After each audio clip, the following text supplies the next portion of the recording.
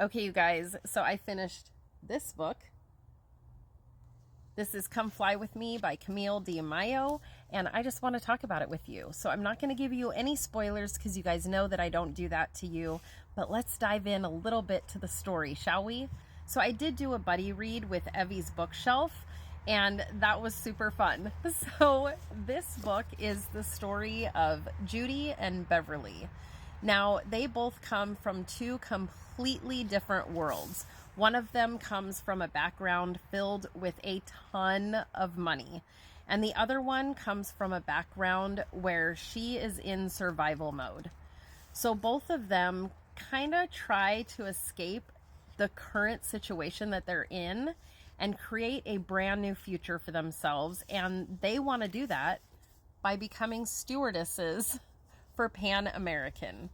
Now, way back then in the 1950s, 60s, becoming a Pan American stewardess was like the top of the top. It's like the Dallas Cowboys cheerleaders of the cheerleaders. They were the best of the best. And their roles were very, very strict, and their guidelines that they had to live by were insane. So you were only chosen if you were the absolute top of the line. But they decided this was the future that they both wanted. So they met each other and became fast friends through the training, and then they ended up getting an apartment together after they got their station, because they were both stationed in San Francisco. Now, each of them had their own separate adventures because they weren't on the same flights together, but they would meet back at their apartment when they were not flying. So Judy and Beverly became the most unlikely friends, and their friendship became so beautiful.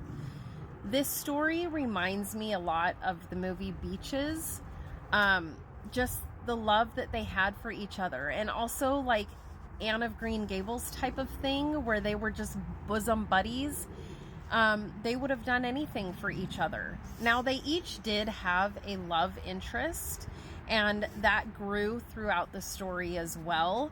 And there was nothing mushy or crazy about it. It was just simple and lovely.